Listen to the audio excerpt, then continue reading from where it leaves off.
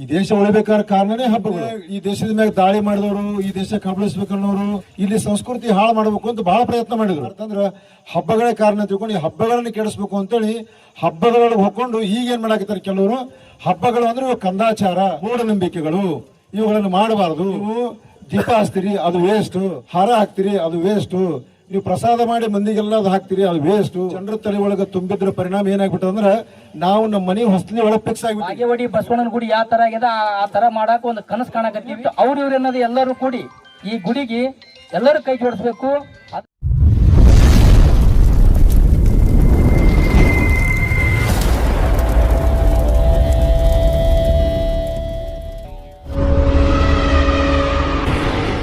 ಚಕ್ರವರ್ತಿ news, ಇದು ಭ್ರಷ್ಟರ ವಿರುದ್ಧ ಬ್ರಹ್ಮಾಸ್ತ್ರ. ನಮಸ್ಕಾರ ವೀಕ್ಷಕ, ಚಕ್ರವರ್ತಿ ನ್ಯೂಸ್ಗೆ ಸ್ವಾಗತ. ನಾನು ಚೇತನ್ ಶಿವಶಿಲ್ಪಿ. ಚಕ್ರವರ್ತಿ ನ್ಯೂಸ್ ನ ಸುದ್ದಿಗಳು ನಿಮ್ಗೆ ಸರಿಯಾಗಿ ತಲುಪ್ತಾ ಇಲ್ವಾ? ಹಾಗಾದ್ರೆ ಕೂಡಲೇ ನಮ್ಮ ಚಾನಲ್ ನ ಸಬ್ಸ್ಕ್ರೈಬ್ ಮಾಡ್ಕೊಳ್ಳಿ, ಪಕ್ಕದಲ್ಲಿರುವ ಬೆಲ್ ಐಕಾನ್ ನ ಕ್ಲಿಕ್ ಮಾಡಿ. ಹಾಗೆ ಮಾಡೋದ್ರಿಂದ ನಾವು ಮಾಡುವ ಪ್ರತಿಯೊಂದು ಸುದ್ದಿ ನಿಮ್ಗೆ ಆಗಿಂದಾಗ ನಿಮ್ಮ ಮೊಬೈಲ್ಗೆ ತಲುಪುತ್ತೆ.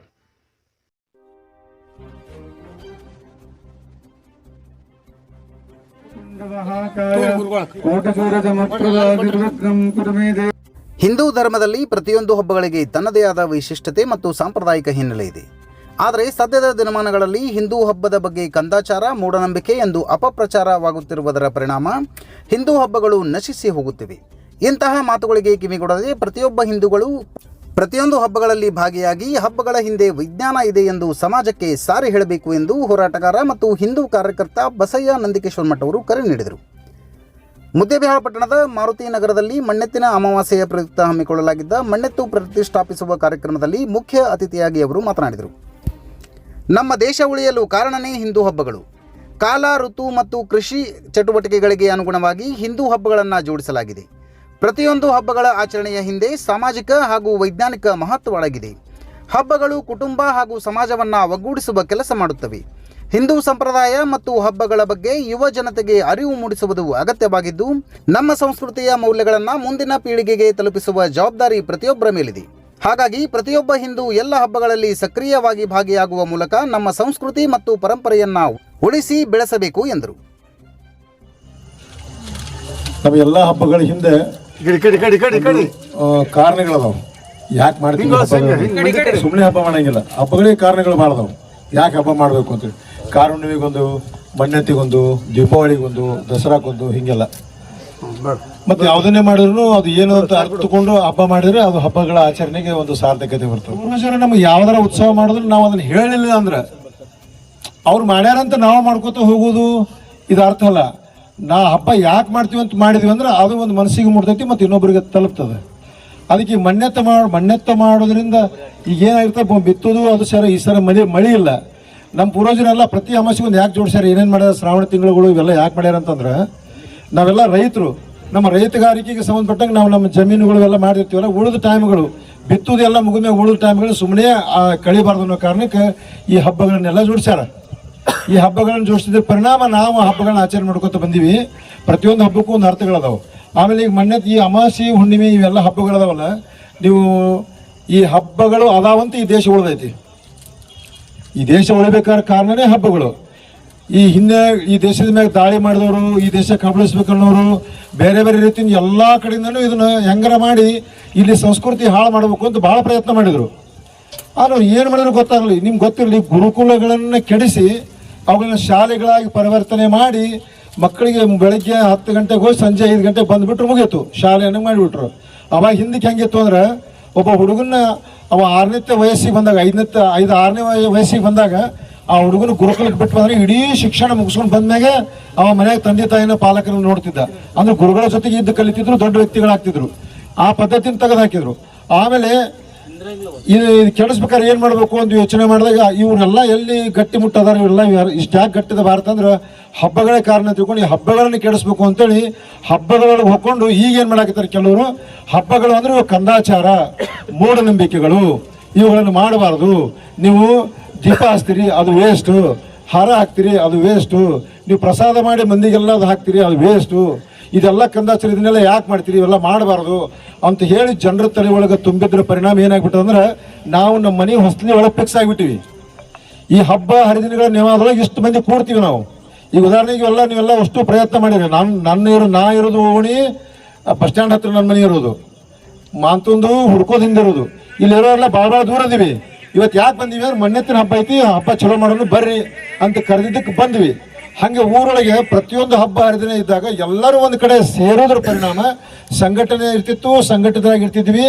ಜಾತಿ ಮತ ಏನೇ ಬೇರೆ ಬೇರೆ ಇದ್ರು ಮಾಮ, ಚಿಗವ್ವ, ಚಿಕ್ಕಪ್ಪ, ಕಾಕ, ದೊಡ್ಡಪ್ಪ ಅನ್ಕೋತಾನೆ ನಮ್ಮ ಜೀವನದಾಗ ಬದುಕ್ತಿದ್ವಿ. ಕಷ್ಟ ಸುಖಕ್ಕೆ ಒಬ್ರಿಗೊಬ್ರು ಒಂದು ಸಹಾಯ ಮಾಡಿ ಬದುಕಂತವ್ರು ನಾವು. ಅದಕ್ಕೆ ಈ ಹಬ್ಬಗಳಿರೋದು. ಅದಕ್ಕೆ ಈ ಮಣ್ಣೆತ್ತಿನ ಹಬ್ಬ ಸಲುವಾಗಿ ನಾವು ಇಷ್ಟೆಲ್ಲ ಸೇರಿದ್ವಲ್ಲ, ಈ ವರ್ಷದ ಹಬ್ಬ ಮಾಡಬೇಕು ಅಂತೇಳಿ. ಇನ್ನೊಂದು ನಮ್ಮ ಮಾಂತೇಶ್ ಮೋಟಿಗೆ ಅವ್ರಿಗೆ ಒಂದು ತಲೆಗೆ ಯೋಚನೆ ಬಂತು. ಇಲ್ಲಿ ಹಿಂದಿಂತಾರೆ ನೋಡ್ರಿ, ಅವರು ಒಂದು ತಲೆಗೆ ಯೋಚನೆ ಬಂತು. ನಮ್ಮ ಹಿಂದೂ ಸಂಪ್ರದಾಯದ ಹಬ್ಬಗಳೆಲ್ಲ ನಶಿಸಿ ಹೊಂಟ್ಬಿಟ್ಟವು. ಹೋಳಿ ಹುಣ್ಣಿ ಒಳಗೆ ಡಿಜೆ ಗಿಜೆ ಹಚ್ಚಿ ಕುಣಿದು, ಅಂಗಿ ಹರಿದು, ಪ್ಯಾಂಟ್ ಹರಿದು ಮಾಡಿದ ಕಾರಣ ಎಷ್ಟೋ ಮಂದಿ ಹಬ್ಬ ಮಾಡೋದು ಬಿಟ್ಟು ಹೋಗ್ಬಿಟ್ಟಾರೆ. ಯಾಕೆ ಹಂಗಾಯ್ತು? ಹೋಳಿ ಹುಣ್ಣಿ ಗೊತ್ತಿಲ್ಲಾರ್ದಕ್ಕೆ ಹಂಗಾಗ್ಬಿಟ್ಟದು. ಯಾಕೆ ಮಾಡ್ತೀವಿ ಅಂತೇಳಿ. ಹಂಗೆ ಈ ರೀತಿ ಹಬ್ಬಗಳು ಕೆಡಬಾರ್ದು, ಏನಾರ ಮಾಡೋಣ ಅಂತೇಳಿ ಯೋಚನೆ ಮಾಡಿ ಮೊನ್ನೆ ಯುಗಾದಿಯಿಂದ ವಿಶೇಷವಾಗಿ ಹಿಂದೂ ಹಬ್ಬಗಳನ್ನ ಆಚರಣೆ ಮಾಡೋದಕ್ಕೆ ಸ್ವಂತ ಮತ್ತು ಸ್ವಯಂ ಖರ್ಚು ಹಾಕೊಂಡು ಈ ಹಬ್ಬಗಳನ್ನು ಮಾಡೋದು. ಈ ವರ್ಷ ಮುದ್ದೇಬೇಳದೊಳಗೆ ಮಣ್ಣೆತ್ತು ಚಲೋ ಕೂಡಿಸ್ಬೇಕು. ನಾವು ಸಣ್ಣವ್ರದಾಗೆಲ್ಲ ಕೂಡಿಸ್ತಿದ್ವಿ ಮಣ್ಣೆತ್ತುಗಳು. ಸಣ್ಣ ಟಿವಿ ಮಾಡ್ತಿದ್ವಿ, ರೈಲ್ ಮಾಡ್ತಿದ್ವಿ, ಬಸ್ ಮಾಡ್ತಿದ್ವಿ, ಗುಡ್ಡ ಬೆಟ್ಟ ಮಾಡ್ತಿದ್ವಿ. ಏನೇನು ಕಲೆ ಇರ್ತಿತ್ತು ಹುಡುಗರೊಳಗೆ ಆ ಎಲ್ಲ ಕಲೆ ಆ ಮಣ್ಣೆತ್ತಿನ ಹಬ್ಬದ ಮುಖಾಂತರ ಹೊರಗೆ ಬರ್ತಿತ್ತು. ಅವ್ರ ತಂದೆ ತಾಯಿ ಕರ್ಕೊಂಬಂದು ತೋರ್ಸೋರು, ನಮ್ಮ ಮಗ ಗುಡ್ಡ ಮಾಡ್ಯಾನ ನೋಡ್ರಿ, ನಮ್ಮ ಮಗ ಬಸ್ ಮಾಡ್ಯಾನ ನೋಡ್ರಿ, ನಮ್ಮ ಮಗ ಟಿವಿ ಮಾಡ್ಯಾನ ನೋಡ್ರಿ. ಆ ಕಲೆಗೆ ಪ್ರೋತ್ಸಾಹ ಸಿಗ್ತಿತ್ತು. ಈ ಕಲೆಗೆ ಪ್ರೋತ್ಸಾಹ ಸಿಗುವ ಸಲುವಾಗಿ ಈ ಹಬ್ಬಗಳನ್ನು ಮಾಡ್ಕೊತ ಬಂದಿದ್ವಿ. ಹಾಗೆ ಈ ವರ್ಷ ಅತಿ ಸುಂದರವಾದ ಮಣ್ಣೆತ್ತನ್ನು ಯಾರು ಕೂಡಿಸ್ತಾರ ಅವರಿಗೆ ಬಹುಮಾನ ಕೊಡುವಂತ ಯೋಜನೆ ಮಾಡಿವಿ. ನಾಳೆ ಮಧ್ಯಾಹ್ನ 4 ಗಂಟೆಗೆ ದ್ಯಾಮನ್ ಕಟ್ಟಿ ಮ್ಯಾಗ ಹೊಸಮಠದ ಶ್ರೀಗಳ ನೇತೃತ್ವದೊಳಗೆ ಬಹುಮಾನ ವಿತರಣೆ ಕಾರ್ಯಕ್ರಮ ಅದ.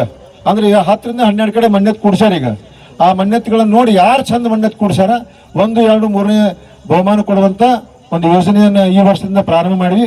ಮುಂದಿನ ವರ್ಷ ಅದು ಹೆಚ್ಚಾಗ್ತದೆ. ಮೊದಲು ಹೆಂಗೆ ಮಣ್ಣೆತ್ತು ಕೂಡಿಸ್ತಿದ್ರು ಹಂಗೆ ಮತ್ತೆ ಮಣ್ಣೆತ್ತುಗಳು ಕೂಡಬೇಕು, ಹಂಗೆ ಮತ್ತೆ ಯುಗಾದಿ ಆಚರಣೆ ಆಗಬೇಕು, ಹಂಗೆ ಮತ್ತೆ ಸಾಂಪ್ರದಾಯಿಕ ಹೋಳಿ ಆಚರಣೆ ಆಗಬೇಕು, ಮತ್ತೆ ಸಾಂಪ್ರದಾಯಿಕ ಗಣಪತಿ ಕೂಡಬೇಕು. ಅನೇಕ ನಮ್ಮ ಏನು ಉತ್ಸವಗಳನ್ನು, ಹಿಂದೂ ಉತ್ಸವಗಳನ್ನು ನಾವು ಬೇರೆ ಬೇರೆ ಕಾರಣ ಕಂದಾಚಾರ ಮೂಢನಂಬಿಕೆ ಅಂತ ಬಿಡಾಕತ್ತೀವಿ. ಅದಲ್ಲ, ಅದ್ರ ಪ್ರತಿಯೊಂದರಲ್ಲಿ ವಿಜ್ಞಾನ ಐತೆ ಅಂತ ಸಮಾಜಕ್ಕೆ ಸಾರಿ ಹೇಳಿ ಆ ಹಬ್ಬಗಳನ್ನು ಪುನರುತ್ಥಾನಗೊಳಿಸ್ಬೇಕು, ಪುನರುಜ್ಜೀವನಗೊಳಿಸ್ಬೇಕು ಅನ್ನೋ ಕಾರಣಕ್ಕೆ ಈ ಉತ್ಸವಗಳದಾವು. ಮಾರುತಿ ನಗರದಾಗ ಇದೊಂದು ಈ ವರ್ಷ ನೀವು 3-4 ವರ್ಷದಿಂದ ಬಿಟ್ಟಿನಂದ್ರೆ ಈ ವರ್ಷ ಶುರು ಮಾಡಿರಿ. ಕರೆ ಮಣ್ಣಿನ ಗಣಪತಿನ ತಂದು ಬಿಟ್ಟೇರಿ. ಮತ್ತೆ ಇದು ಸಹಿತ ಇದು ಮಣ್ಣೆತ್ತು, ಕರೆ ಮಣ್ಣೆತ್ತು ತಂದು ಬಿಟ್ಟೇರಿ. ಆ ಪ್ಲಾಸ್ಟರ್ ಆಫ್ ಪ್ಯಾರಿಸ್ ಇಟ್ಟಿದ್ರು ಬಜಾರ್ದಾಗ.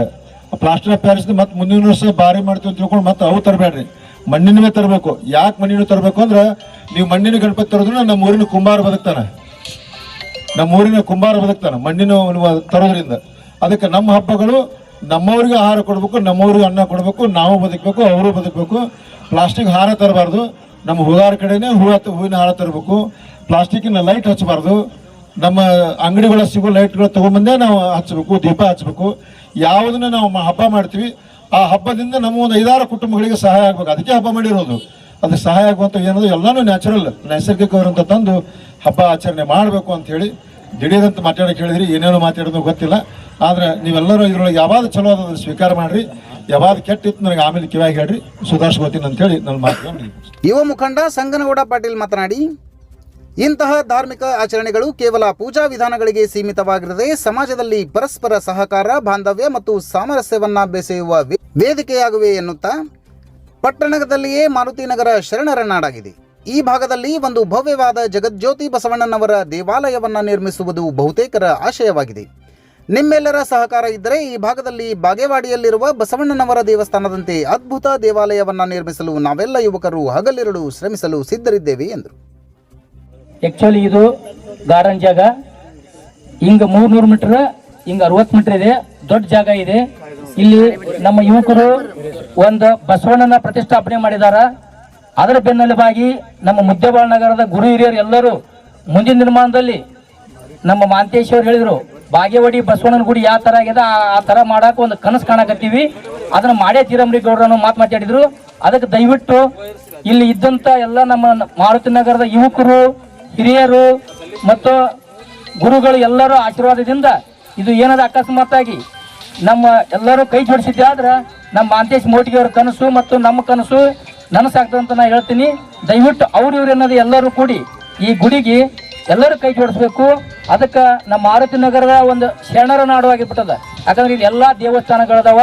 ಅದಕ್ಕೆ ಇದು ಒಂದು ದೇವಸ್ಥಾನಗಳಾಗ್ಲಿ, ಬಸವಣ್ಣ ಎಲ್ಲಾ ಧರ್ಮಕ್ಕ ಮತ್ತು ಎಲ್ಲಾ ಸಮಾಜಕ್ಕೆ ಪ್ರತಿಯೊಬ್ಬರಿಗೂ ಸಂಬಂಧಪಟ್ಟಂತ ಬಸವಣ್ಣವರು. ಅದಕ್ಕ ಅವ್ರು ಹೇಳ್ಯಾರ, ಬಸವಣ್ಣವರು ಕಾಯಕವೇ ಕೈಲಾಸ ಅಂತ ಹೇಳಿದ್ರು. ಅದಕ್ಕೆ ಕಾಯಕ ಮಾಡ್ತಾವೆ ನಾವೊಂದಿಷ್ಟು ಈ ದೇವರ ಸೇವೆ ಮಾಡೋಣ ಅಂತ ಹೇಳ್ತಾ, ಈಗ ಇವತ್ತಿನ ದಿವಸ ಇದು ಕಾರ್ಯಕ್ರಮ ಮಾಡಕತ್ತೀವಿ. ಇದು ಅಡಿಪಾಯ. ಮುಂದಿನ ನಿರ್ಮಾಣದಲ್ಲಿ ಎಲ್ಲರೂ ಕೈ ಜೋಡಿಸಿ ನಮ್ಮ ಗುರು ಹಿರಿಯರು ಯಾವ ತರ ಅಂತಾರ ಆ ತರ ಮಾಡಿ ನಾವಿಲ್ಲೊಂದು ದೊಡ್ಡ ದೇವಸ್ಥಾನ ಕಟ್ಲಕ್ಕ ಅನುಕೂಲ ಮಾಡಿಕೊಡೋಣ ಅಂತ ಹೇಳ್ತಾ ನನ್ನ ಮಾತುಗಳಿಗೆ ವಿರಾಮ ನೀಡ್ತೀನಿ. ಮುಖಂಡ ಮಹಾಂತೇಶ್ ಮೋಟ್ಗಿ ಮಾತನಾಡಿ, ಹಬ್ಬಗಳು ನಶಿಸಿ ಹೋಗುತ್ತಿರುವ ಹಿನ್ನೆಲೆಯಲ್ಲಿ ಹಬ್ಬಗಳನ್ನು ಪುನಶ್ಚೇತನಗೊಳಿಸಲು ವಾಟ್ಸಪ್ ಗುಂಪನ್ನು ತಯಾರಿಸಲಾಗಿದೆ. ಈ ಗುಂಪಿನಲ್ಲಿ ಪ್ರತಿಯೊಂದು ಹಬ್ಬಗಳನ್ನು ಅದ್ದೂರಿಯಾಗಿಸಲು ಏನೆಲ್ಲ ಪೂರ್ವ ಸಿದ್ಧತೆ ಮಾಡಬೇಕು ಎನ್ನುವ ಬಗ್ಗೆ ಪೂರ್ವ ಸಮಾಲೋಚನೆ ನಡೆಸಲಾಗುತ್ತಿದೆ. ಸಭೆ ಕರೆದಾಗ ಪ್ರತಿಯೊಬ್ಬರು ಭಾಗಿಯಾಗಿ ಸಲಹೆ ಸೂಚನೆಗಳನ್ನು ನೀಡಬಹುದು ಎಂದರು.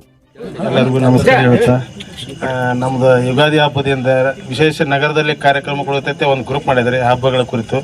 ಯುಗಾದಿ ಹಬ್ಬದಿಂದ ಒಂದು ಒಳ್ಳೆಯ ಕಾರ್ಯಕ್ರಮ ದ್ಯಾಮಕಟ್ಟೆಯಲ್ಲಿ ಮಾಡಲಾಯಿತು. 2 ಬ್ಯಾರೆಲ್ಲ ಸಮೇತ ನಾವು ಬೇವಿನ ಒಂದು ಕಾರ್ಯಕ್ರಮ ಮಾಡಿ ಎಲ್ಲರೂ ಮಿತ್ರರೊಂದಿಗೆ ಒಂದು ಯಶಸ್ವಿಗೊಳಿಸಿದೆ. ಅದರಂತೆ ನಂತರ ಅಂಬೇಡ್ಕರ್ ಜಯಂತಿ ದಿವಸ ಹುಡ್ಕೋ ಕ್ರಾಸಿಗೆ ಶರ್ಬತ್ತು ಕೂಡ ಮಾಡಿತ್ತು.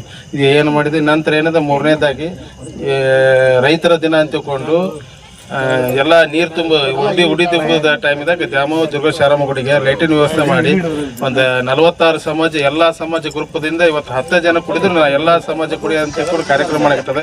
ಇದು 4ನೇ ಕಾರ್ಯಕ್ರಮ ಆಗಿ ನಾಳೆ ನಡೆಯುವಂತ ಮಧ್ಯಾಹ್ನ 3:30 ಗಂಟೆಗೆ ದ್ಯಾಮಕಟ್ಟೆಯಲ್ಲಿ ವಿಶೇಷ ಬಹುಮಾನ ಅದ. 12ರಿಂದ 15 ಮಂದಿಗೆ ಕೊಟ್ಟಿದ್ದಾರೆ. ಎಲ್ಲಾ ಸಮಾಜದವರು ಕುಡ್ಕೊಂಡು ಕಾರ್ಯಕ್ರಮ ಮಾಡಕತ್ತೀವಿ. ಎಲ್ಲರೂ ಬರಬೇಕಾಗಿ ವಿನಂತಿ. ಪ್ರಮುಖರಾದ ವೀರೇಶ್ ಡವಳಗಿ, ಮಹಾಂತೇಶ್ ಬೂದಿಯಾಳಮಠ ಮಾತನಾಡಿದರು. ಮಹಾದೇವ್ ಶಾಸ್ತ್ರಿಗಳು ಆಶೀರ್ವಚನ ನೀಡಿದರು. ಲಾಲಲಿಂಗೇಶ್ವರ ಮಹಾಸ್ವಾಮಿಗಳು, ಶ್ರೀಕಾಂತ್ ಹಿರೇಮಠ್, ವಿಜು ಸೋನಾರ್, ಮಹಂತಗೌಡ ಬಿರಾದಾರ್ ವಕೀಲರು, ಕಾಶಿನಾಥ್ ಹುಗ್ಗಿ, ಮಾಜಿ ಸೈನಿಕ SV ಹೊಳಿ ಸೇರಿದಂತೆ ಮತ್ತಿತರರು ಭಾಗಿಯಾಗಿ ಕಾರ್ಯಕ್ರಮವನ್ನು ಯಶಸ್ವಿಗೊಳಿಸಿದರು. ಈ ಸುದ್ದಿ ನಿಮಗೆ ಇಷ್ಟ ಆಗಿದ್ರೆ ಲೈಕ್ ಮಾಡಿ, ಶೇರ್ ಮಾಡಿ, ಸಬ್ಸ್ಕ್ರೈಬ್ ಮಾಡಲು ಮರೆಯದಿರಿ. ನಿರಂತರ ಸುದ್ದಿಗಳಿಗಾಗಿ ನೋಡ್ತಾ ಇರಿ ಚಕ್ರವರ್ತಿ ನ್ಯೂಸ್.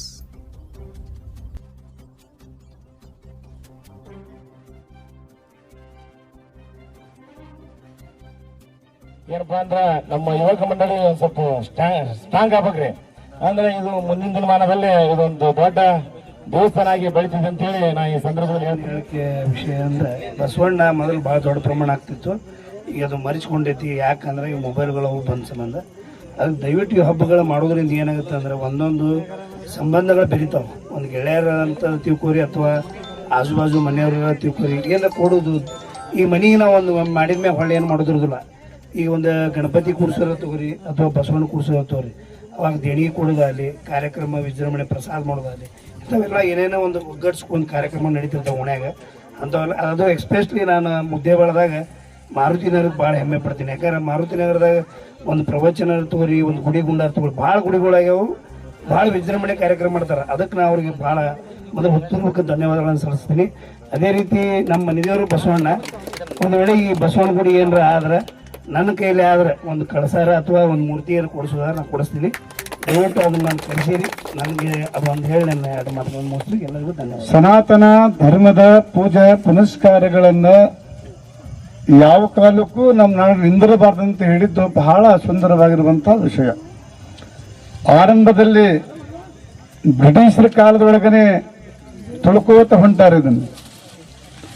ಎಷ್ಟೋ ಮಂದಿ ಬ್ರಿಟಿಷರು ಈ ಸನಾತನ ಧರ್ಮವನ್ನು ನಾಶ ಮಾಡಬೇಕಂತ ಹೇಳಿ ಅವರು ಶತಪ್ರಯತ್ನವನ್ನು ಮಾಡಿ ನೋಡ್ತಿದ್ರು, ಎಲ್ಲಿ ಹೊಂಟದ ಈ ಧರ್ಮ. ಎಷ್ಟೇ ನಾವು ಪ್ರಯತ್ನ ಮಾಡಿದ್ರು ಕೂಡ ಮತ್ತೆ ಮತ್ತೆ ಧರ್ಮ ತಲೆ ಎತ್ತದಲ್ಲ, ಇದೇನಾಗ್ತಿರ್ಬೇಕಂತ ವಿಚಾರ ಮಾಡಿ ನೋಡಿದ್ರೆ ಒಬ್ಬ ಬಹಳ ದೊಡ್ಡ ಮನೆಯೊಳಗೆ ಅಡಿಗೆ ಮಾಡ್ತಕ್ಕಂಥ ಭಟ್ಟ, ಬ್ರಾಹ್ಮಣೋತ್ತಮವ, ಪೂಜಾ ಸಮಾರಂಭದೊಳಗೆ ದಿನನಿತ್ಯಲೂ ಕೂಡ ಅಡಿಗೆ ಮಾಡ್ತಕ್ಕಂಥ ಭಟ್ಟವ.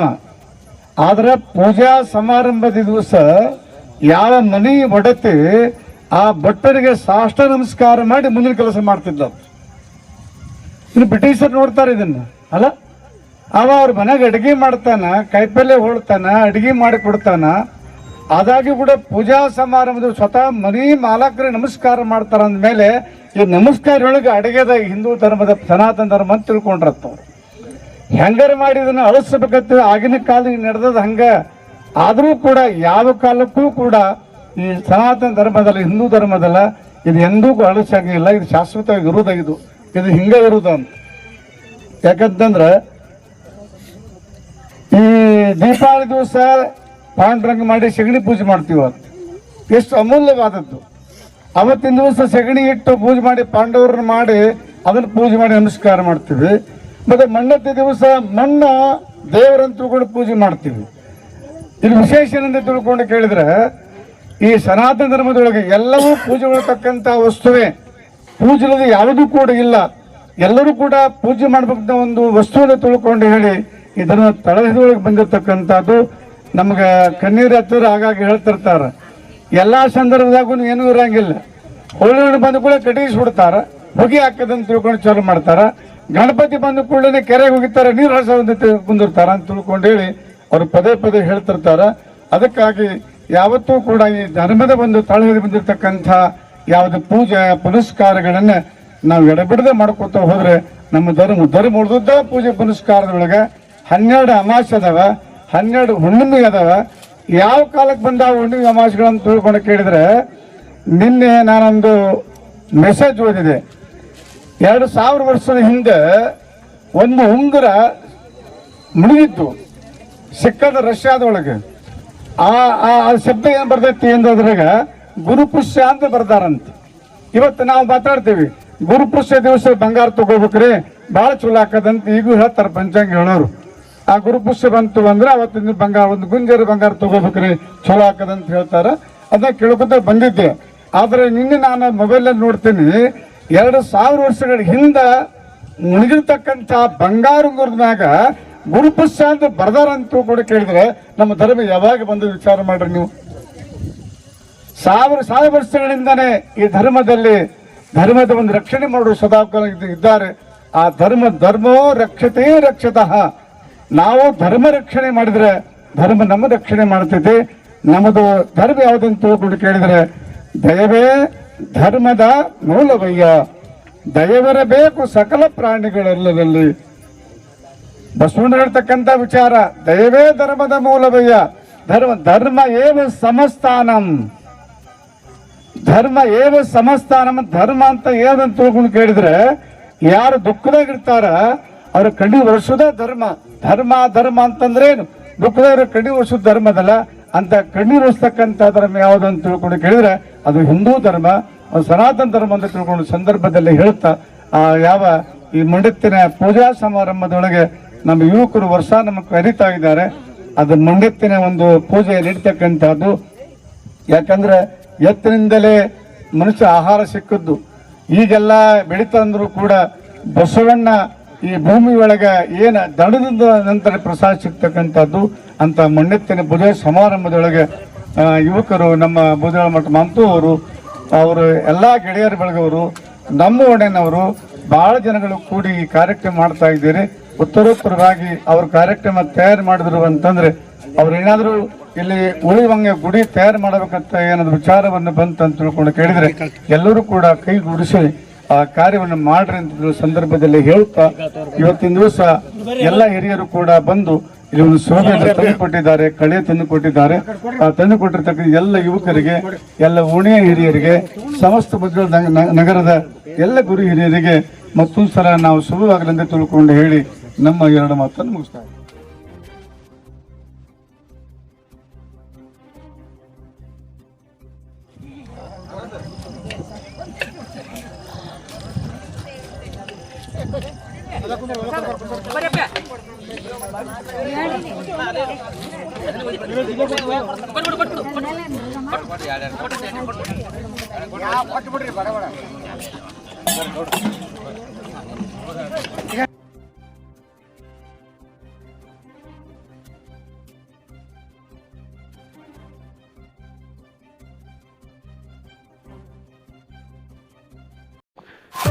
ಈ ಸುದ್ದಿ ನಿಮಗೆ ಇಷ್ಟ ಆಗಿದ್ರೆ ಲೈಕ್ ಮಾಡಿ, ಶೇರ್ ಮಾಡಿ, ಸಬ್ಸ್ಕ್ರೈಬ್ ಮಾಡಲು ಮರೆಯದಿರಿ.